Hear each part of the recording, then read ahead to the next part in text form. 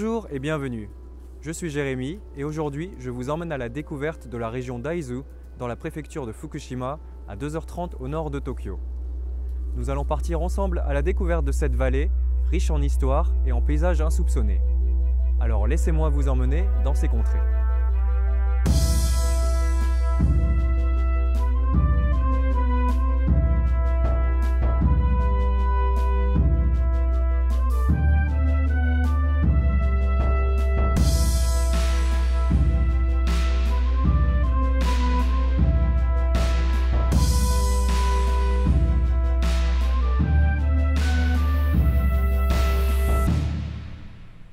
Retour sur la terre ferme, aux abords du lac Inawashiro, le troisième plus grand lac du Japon.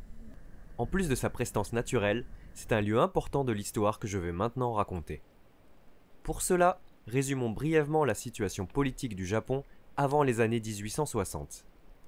L'empereur est à la tête du pays, mais le Japon est en fait contrôlé par le shogun et ses samouraïs depuis Edo, l'ancienne Tokyo. Mais son pouvoir vacille au fil des années pour diverses raisons. Les provinces du sud, plus éloignées de Edo, veulent s'affranchir d'un shogun faible et rétablir le pouvoir de l'empereur. Et voilà que démarre la guerre de Boshin, qui est marquée par une série de combats dans tout le Japon entre les troupes impériales menées par les provinces du sud et les forces du shogunat. En 1868, c'est la ville d'Aizu qui est le théâtre d'une des plus grandes batailles de cette guerre, et qui, suite à la défaite des troupes du shogunat, marquera la fin de l'ère Edo et des samouraïs.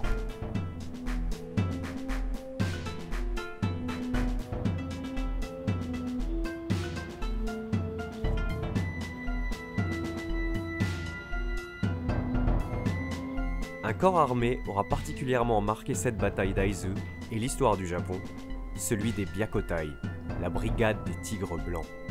Leur particularité ?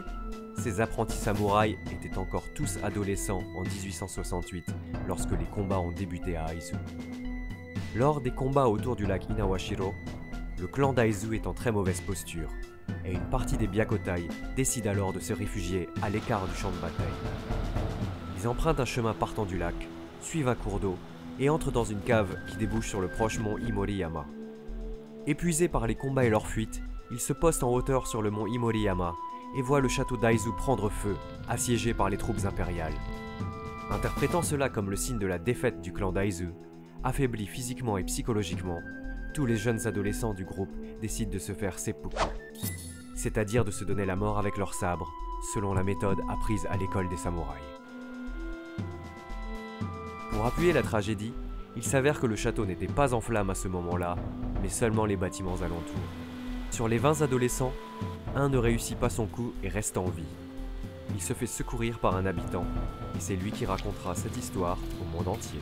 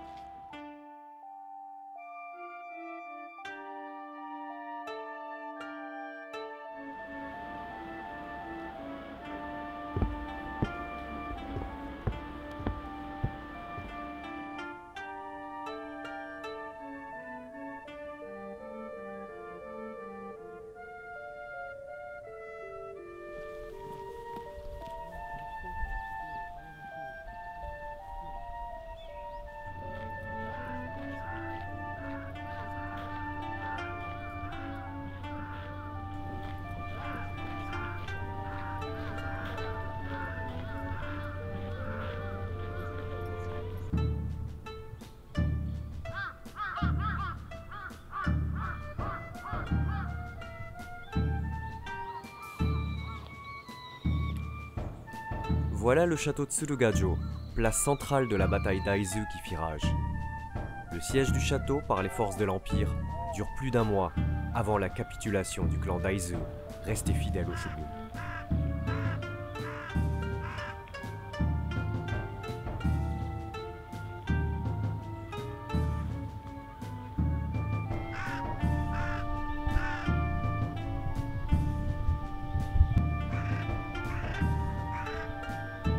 Les environs du château abritaient aussi l'ancienne école des samouraïs, Nishinkan, qui a entre autres formé les Byakutai.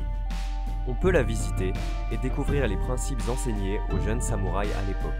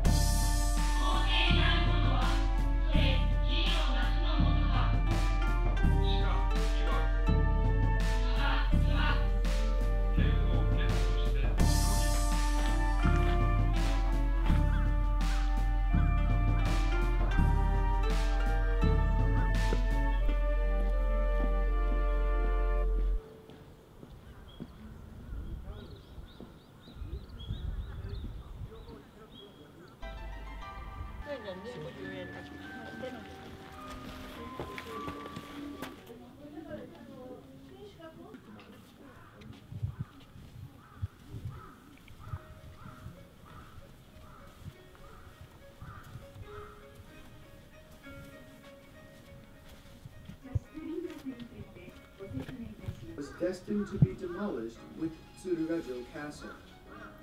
The Morikawas, however, moved it down to their land and kept it in good condition for 120 years.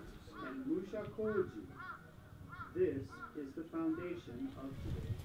天正19年、1591年、天の陸は豊臣秀吉より藩について、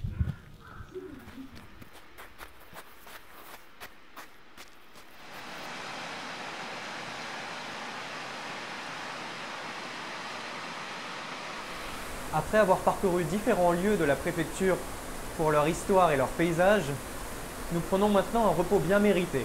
Le fait d'avoir des établissements spécifiques pour venir se relaxer dans ces bains chauds date seulement de l'époque d'Edo. Faisons donc une pause dans notre périple et apprécions ce moment entre bains chauds et nature.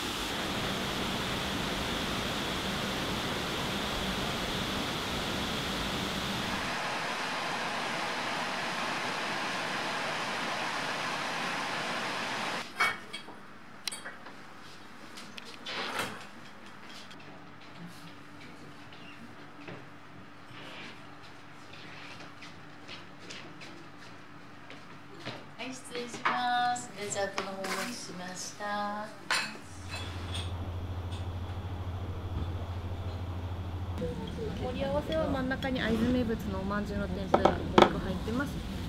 どうぞお塩。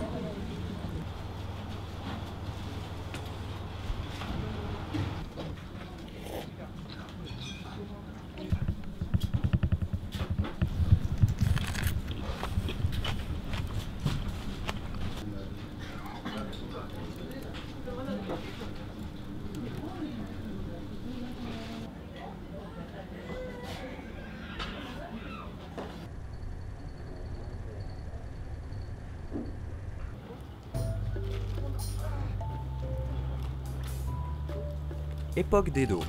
Le pouvoir est régi depuis l'ancienne Tokyo par le shogun. Et pour garder un certain contrôle sur les affaires de ses seigneurs régionaux, les daimyo, ceux-ci sont priés de rester une année sur deux à Edo. Pour permettre ces mouvements de personnes à travers tout le Japon, plusieurs grandes routes sont empruntées, aux abords desquelles se trouvent des villages relais, qui permettent au cortège de se restaurer et de se reposer. Ochijuku est un de ces villages relais, sur la route Aizu-Nishikaido. C'est une balade dans l'espace que nous faisons dans cette vidéo, mais c'est aussi une balade dans le temps. Les bâtiments que vous voyez derrière moi ont plus de 350 ans. Ce lieu est maintenant très prisé des touristes. Cependant, avec son alignement, ses maisons, ses restaurants et ses boutiques faites de bois, on ressent vraiment l'ambiance de l'ancien temps. Et je pense que tous les joueurs de jeux d'aventure ou de RPG ressentiront une ambiance particulière en venant dans ce village.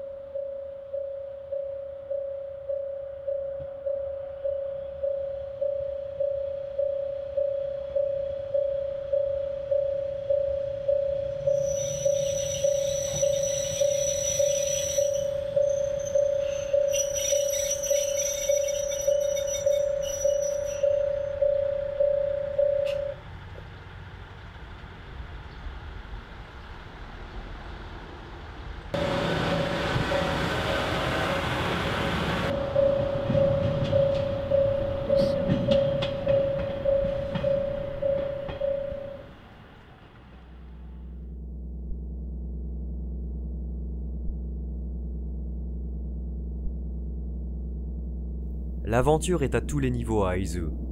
Changement complet d'ambiance en explorant le vieux temple Sakudari Kannon caché dans les montagnes.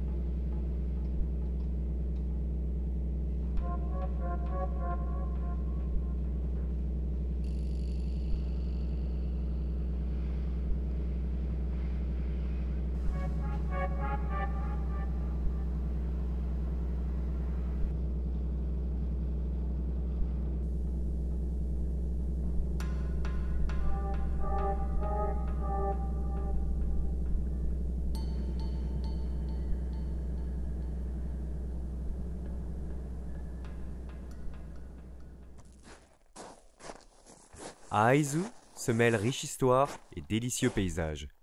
Chaque saison a son charme, mais l'hiver et son ambiance mystique sont incontournables.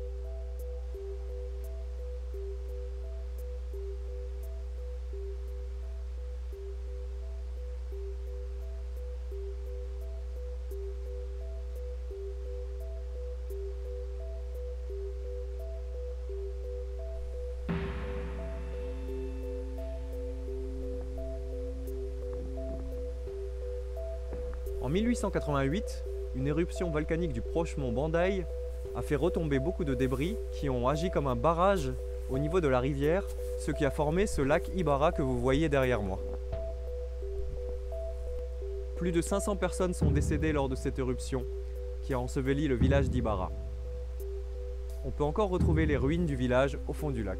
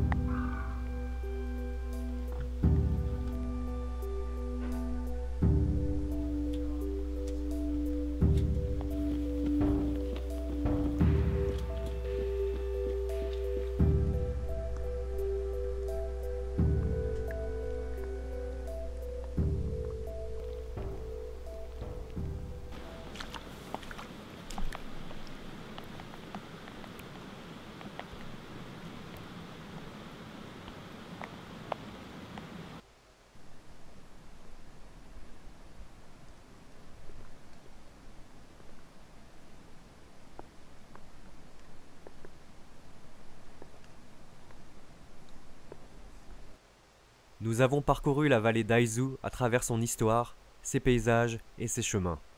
Une région très importante qui a sérieusement souffert de la défaite du clan Aizu et de la fin du shogunat. Maintenant moins réputée, elle est pourtant un vivier d'histoire et de lieux naturels splendides à visiter. Merci à tous d'être restés jusqu'à la fin de cette vidéo. J'espère que cette balade dans la nature et l'histoire de la région vous a plu. Et je vous dis peut-être à bientôt pour une prochaine vidéo, ou ici, dans la région d'Aizu.